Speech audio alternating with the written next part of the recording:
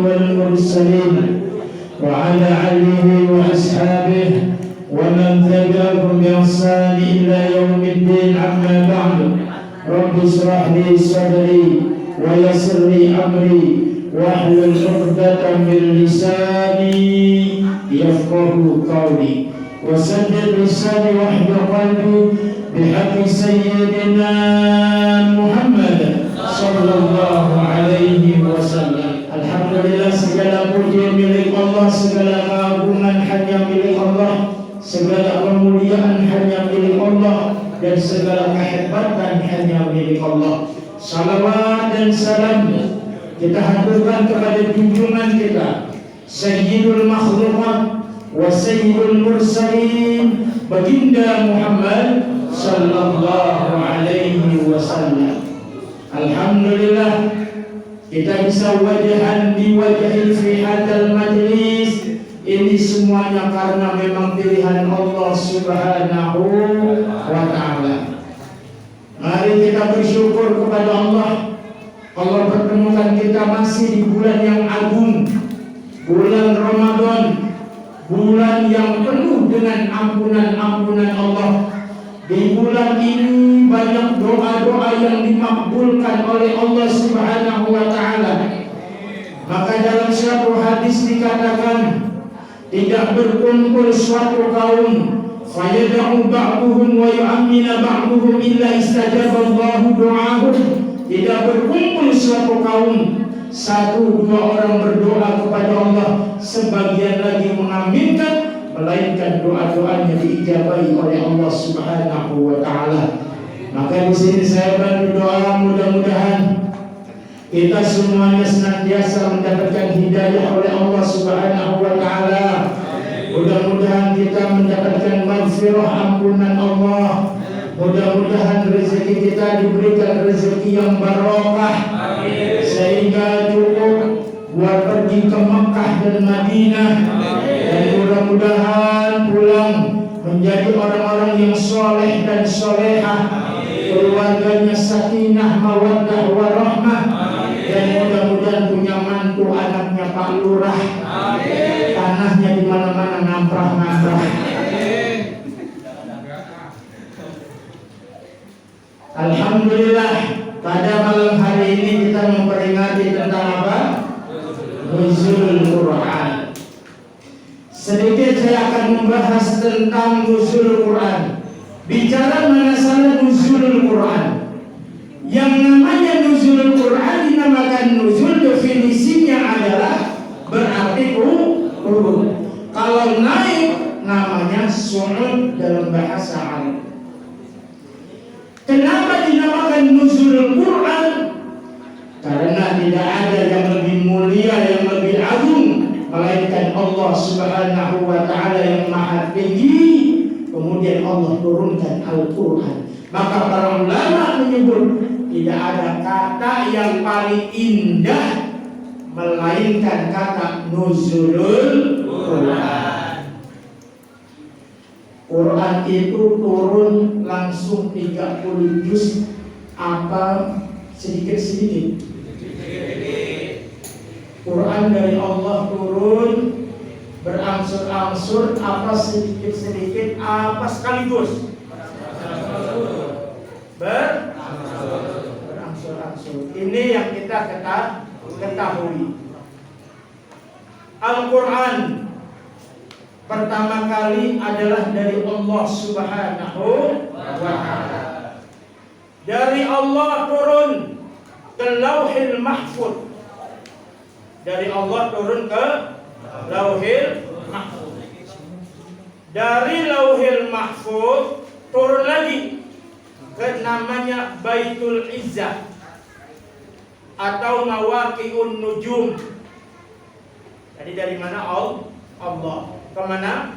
Lauhil Mahfuz. Dari Lauhil Mahfuz ke Baitul Izzah. Dari Baitul Izzah turun ke Sama'ud Dunya, ke langit dunia. Dari Allah ke Lauhil Mahfuz kagak ada yang tahu. Hanya Allah sendiri yang maha mengetahui. Dari Lauhil Mahfuz ke Baitul Izzah, Quran turun sekaligus dari awal sampai An-Nas, 30 juz langsung. Ini dari mana? Lauhil Mahfuz ke Baitul Izzah. Dari Baitul Izzah ke Sama'ud Dunya, ke baginda Rasulullah sallallahu alaihi wasallam. Ini baru dimulai dari surat Al-Alaq. Iqra bismi rabbikal ladzi khalaqal insana min 'alaq. Masyaallah, habis semua ya. Amin. Masyaallah. Tapi saya belum apa. Kemudian berangsur. Makanya Quran disebut bal huwa Qur'anun Majid fi lauhil mahfuz. Jadi Quran dari Allah ke Lauhil Mahfuz, Lauhil Mahfuz ke Baitul Izzah. Dari Lauhil Mahfuz ke Baitul Izzah sekaligus 30 juz. Baru daripada Baitul Izzah ke Sama'ud Dunya, ini baru berangsur-angsur turun. Rasulullah sallallahu alaihi wasallam wafat umur berapa? 63. Rasulullah diangkat menjadi Rasul umur berapa? 40. 63 diambil 40 berapa? 23. Berarti selama 23 tahun Quran diturunkan oleh Allah berangsur-angsur. Kadang siang, kadang malam. Kadang 5 ayat, kadang 3 ayat, kadang 10 ayat diturunkan oleh Allah Subhanahu wa ta'ala. Makanya kita kenal ada yang namanya surat Makkiyah, ada yang namanya surat Madaniyah. Kalau yang dinamakan surat Makkiyah, apa surat Makkiyah? Diturunin di kata siapa? Yang dinamakan surat Makkiyah, ini surat diturunkan sebelum baginda Rasulullah hijrah ke Madinah. Ini bukan Makkiyah diturunkan di Mekah, Madinah diturunkan di Madinah, bukan itu. Jadi yang namanya Makkiyah, Rasulullah SAW sebelum hijrah ke Madinah. Yang dinamakan surah Madaniyah ketika Rasulullah SAW hijrah di Madinah. Karena ada juga Rasulullah sudah hijrah ke Madinah, suratnya turun di Mekah ketika Rasulullah sedang di Mekah. Tapi surat itu disebut surat Madaniyah. Kenapa? Karena Rasulullah telah hijrah ke Madinah. Ya. Jadi ngaji ini penting. Jadi biar tahu surat Makkiyah berarti sebelum Rasulullah hijrah ke Madinah. Yang dinamakan surat Madaniyah berarti Rasulullah sudah hijrah ke Madinah. Berangsur-angsur turun. Bulannya juga ngacak. Rabiul Awal, Rabiul Tsani, bulan Muharram dan bulan-bulan lainnya turun terus. Maka itulah ada sahabat Nabi namanya Atiyah bin Aswad. Namanya siapa? Atiyah bin Aswad. Atiyah bin Aswad ini bertanya dia kepada Ibnu Abbas radhiyallahu anhu. Sayyidina Ibnu Abbas ini sahabat Nabi, ulamanya sahabat, ahli tafsir Ibnu Abbas. Maka ketika itu Atiyah bin Aswad ini baca Quran. Inna anzalnahu fi lailatul qadar. Sungguhnya Quran diturunkan di satu malam, namanya malam Lailatul Qadar. Dia baca lagi, Inna anzalnahu fi lailatin mubarakah. Sungguhnya Quran diturunkan satu malam, malam yang barokah. Dia baca lagi, Syahrul Ramadan alladzi unzila fihi Quran. Di bulan Ramadan diturunkan juga Al-Quran. Siti Atiyah ini, Atiyah bin Aswad bertanya kepada Ibnu Abbas, Saya nggak paham tentang ayat ini. Katanya Quran diturunkan di satu malam, tapi semenjak saya hidup bersama Rasul, Quran ini diturunkan berangsur-angsur. Tadi di Quran disebut apa? Diturunkan dalam satu malam. Sedangkan Atiyah hidup di zaman Nabi, Quran diturunkan berangsur-angsur, tidak satu malam sekaligus. Maka Ibnu Abbas mengatakan Quran yang diturunkan di satu malam itu adalah dari Lauhil Mahfuz ke Baitul Izzah. Itu satu sekaligus 30. Dari Alif Lam Mim sampai An-Nas sekaligus. Kemudian, kata dia, baru saya paham. Maka para ulama menyebutkan kitab-kitab samawi, ada Suhuf Musa, ada Taurat, ada Injil, ada Zabur dan Quran. Permulaan Ramadan ini turun suhuf Nabi Ibrahim. Jadi permulaan Ramadan turun suhuf Nabi Ibrahim. Yang kedua kitab Taurat. Kitab Taurat turun pada tanggal 6 Ramadan. Pada tanggal berapa? 6 Ramadan. Tanggal 13 Ramadan turun kitab Injil. 18 Ramadan turun kitab Zabur. 24 Ramadan diturunkanlah yang namanya Al-Quran, yang dimulai dengan Iqra dan diakhiri dengan ayat Al-Yawma Akmaltu Lakum Dinakum. Sebagian ulama akhir dari Quran adalah tentang utang piutang. Terus 17 Ramadan ini turunnya apa? Sekarang kita ngerayain, memperingati. Memang ada hadis-hadis yang menyebutkan tentang 17 Ramadan, 15 Ramadan. Maka kalau ada orang memperingati nuzul Quran 15 Ramadan, sah-sah saja. Ada yang memperingati 17 Ramadan, sah-sah saja. Ada yang memperingati 24 Ramadan, ya boleh saja. Semuanya ada dalilnya. Karena apa? Karena ketika kejadian perang Badar, tidak ada yang mengetahui kapan itu perang Badar dimulai. Maka inilah Quran ini diturun berangsur-angsur. Kalau suhuf Nabi Ibrahim turun sekaligus. Wahai Ibrahim, ini suhuf Ibrahim sekaligus. Maka nanti kalau ada umatnya nanya, wahai Ibrahim, saya punya permasalahan ini, tunggu sebentar, dicari dulu. Nah, kalau kita buka Google dulu, tersesat di jalan, cari Google Maps, tunggu-tunggu kuburan. Nggak begitu. Kalau dulu begitu, dicari dulu. Tapi kalau Quran ini enggak. Quran ini turun menurut asbabul nuzulnya. Ada sebab musababnya, beda dengan kitab-kitab yang lain. Contoh, ada orang bertanya tentang ruh, maka langsung dijawab oleh Allah, yas'alunaka 'anir ruh. Mereka bertanya tentang ruh, sedangkan ruh yang tahu hanya Allah. Ada sahabat, ada orang namanya As bin Wa'il.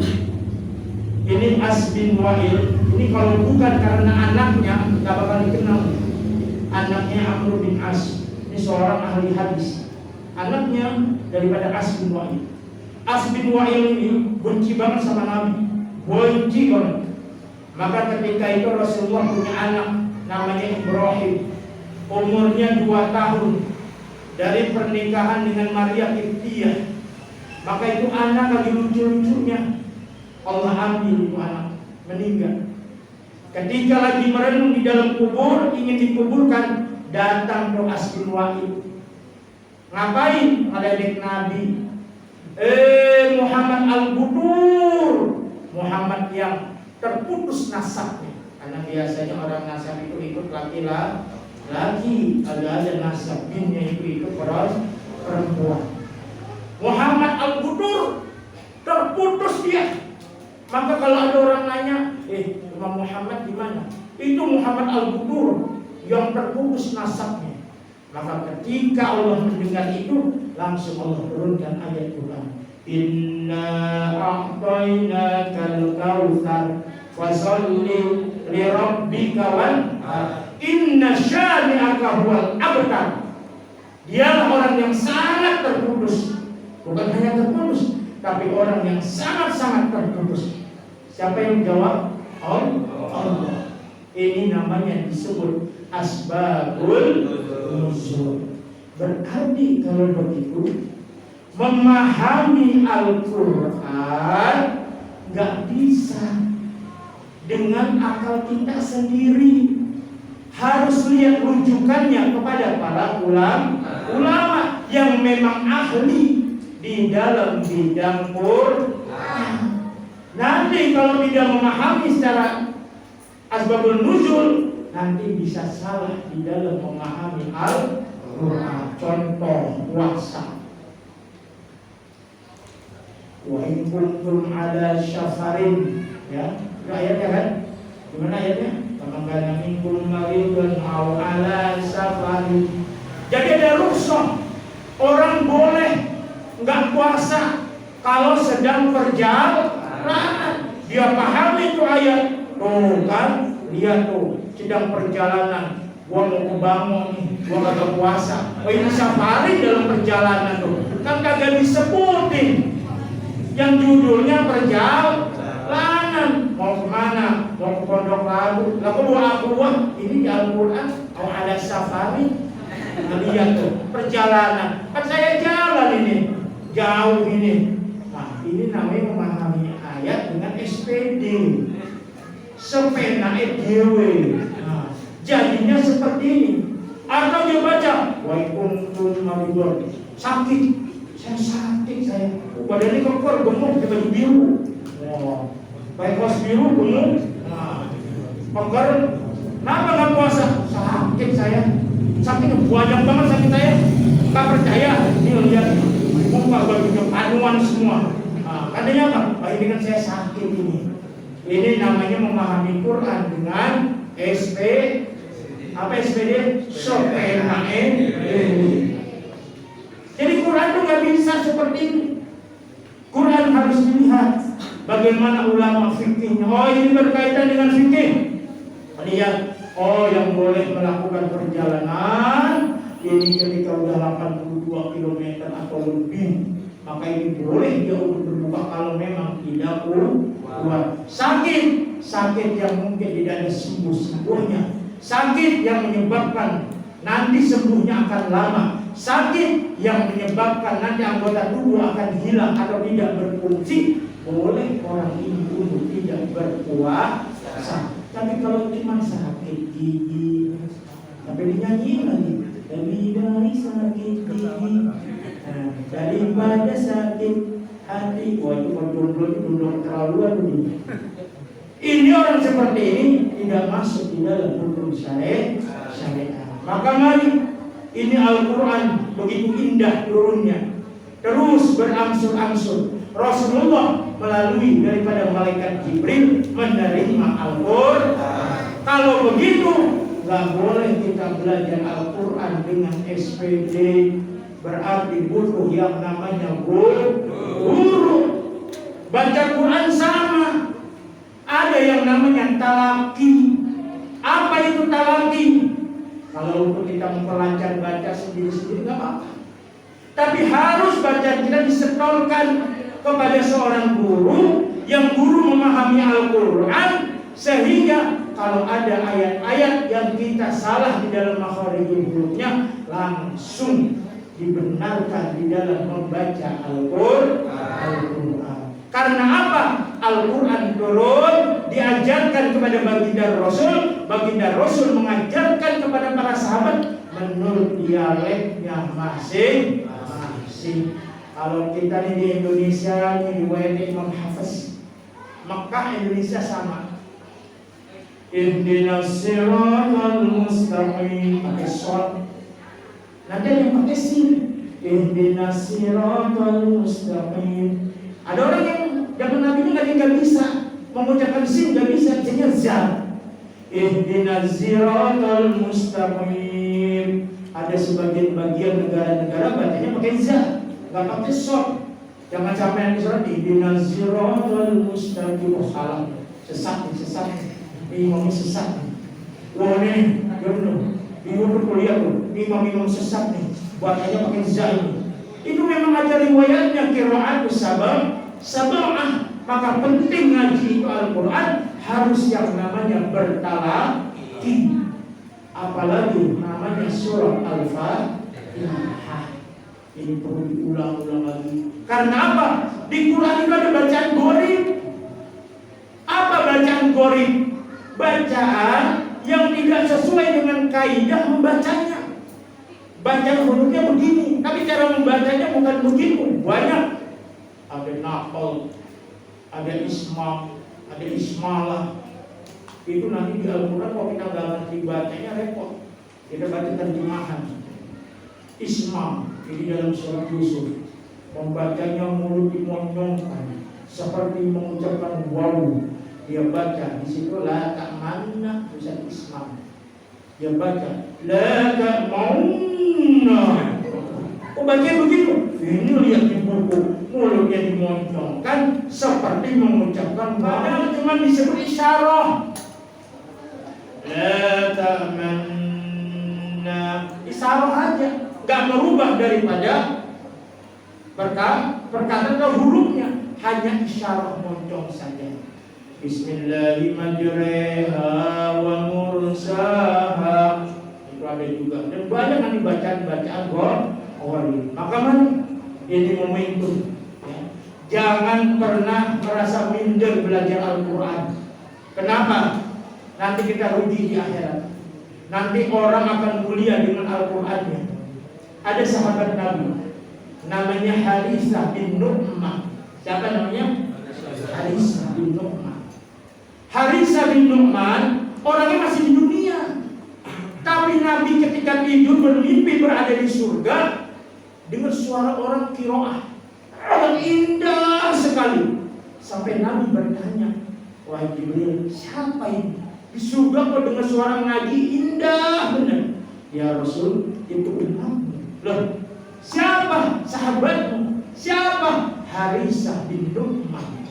Orangnya masih di dunia, tapi suaranya sudah terdengar di surga. Kayak Bilal orangnya di dunia, terompahnya sudah terdengar di surga.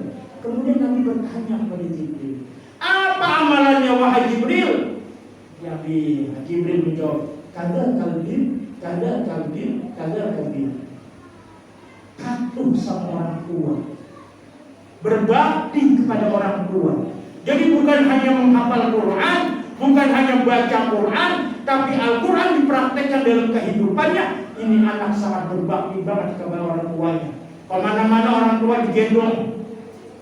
Udah sepuh orang tuanya, dia tungguin, dia rawat, dia suapin kalau makan, dan dia rajin membaca Al-Quran. Maka orang yang masih di dunia, suaranya sudah sampai di surganya Allah Subhanahu wa ta'ala. Berarti kalau begitu, gak cukup hanya membaca Al-Quran, tapi harus ada pengamalan dalam kehidupannya setiap hari.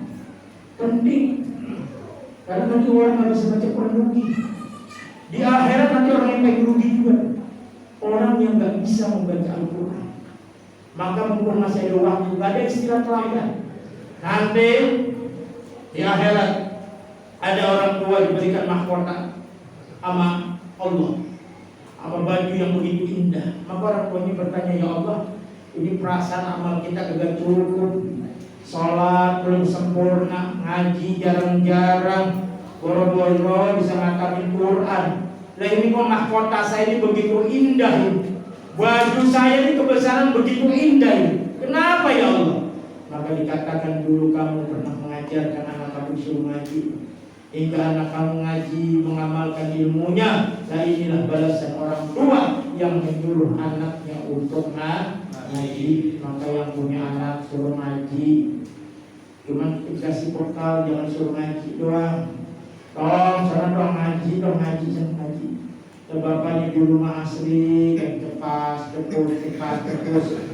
Anaknya disuruh sholat, Anaknya disuruh ngaji, lah bapaknya masih ngantepin TV, aja sinetron itu. Akhirnya benar anaknya, kemusola, kemaji, tapi belok ke pos. Pulang mulu, udah kayak dia nanya, udah sholat, udah. Kadang sholat tuh, dia pak, kita masuk kamar, ada ngomong, Allahu Akbar, ya Allah, bilang hamidah, keluar kamar, udah sholat, udah pak, buat kayak kagak sholat, gimana anaknya? Maka penting, imbumen nuzul Quran. Gak ada orang hidup tanpa memisahkan dirinya dengan Al-Quran. Gak ada ceritanya orang-orang soleh yang dia memisahkan diri kepada Al-Quran. Kesempatan masih ada. Nanti semua orang itu akan mengatakan Rabbana absorna wasabina fatihah. Pengen kembali ke dunia, pengen belajar Iqra satu lagi, pengen belajar Quran lagi. Kenapa?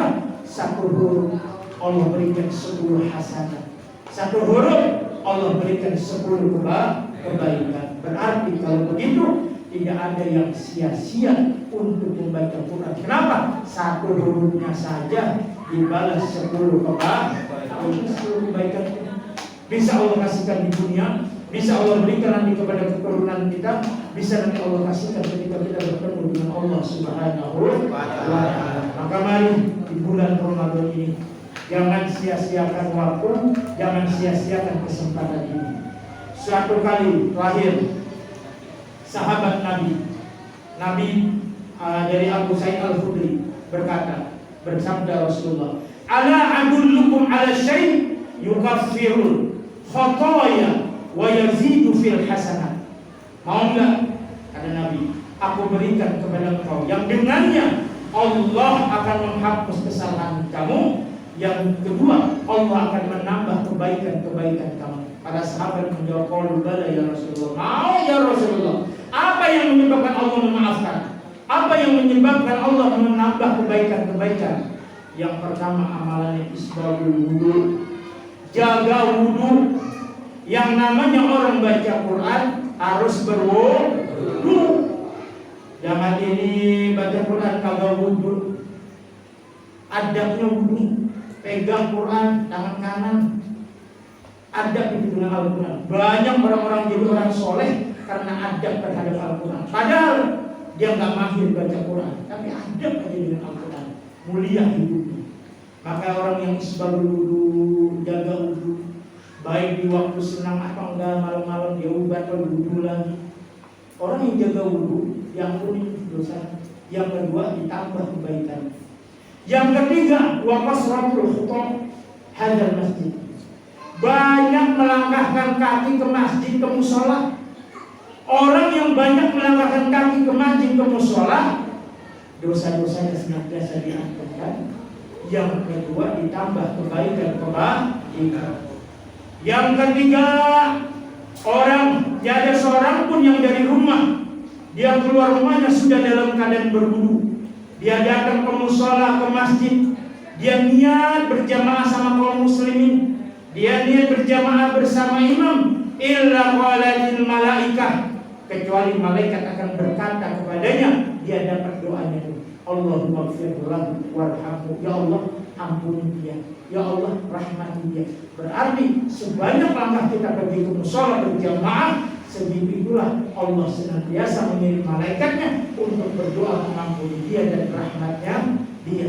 Tahu-tahu dia kembali kepada Allah, catatan amalnya penuh dengan pengampunan, penuh dengan rahmatan Allah. Kenapa? Karena memperbanyak langkah ke rumah Allah Subhanahu wa ta'ala. Maka mari di malam Ramadan yang begitu mulia ini, jangan tinggalkan membaca Al-Quran. Rugi orang-orang tua, beri contoh kepada yang muda semangat. Buat apa? Bekal nanti di akhiratnya Allah. Mari kita muliakan orang tua. Di dunia kita belum bisa balas, belum bisa kita ngasih rumah orang tua di Pondok Indah, belum bisa kita ngasih mobil Pajero sama orang tua kita. Tapi nanti di akhirat mari balas itu semuanya dengan apa? Bacaan Quran, hafalan Quran yang kita buat ketika masih hidup. Ya, mudah-mudahan anak-anak kita semua semua menjadi ahli-ahli Al-Quran. Mudah-mudahan kecintaan kita terhadap Al-Quran yang akan memberikan syafaat kita nanti di yaumil qiyamah. Mudah-mudahan kita ditolong oleh Allah dan ditolong oleh Al-Quran. Assalamualaikum warahmatullahi wabarakatuh.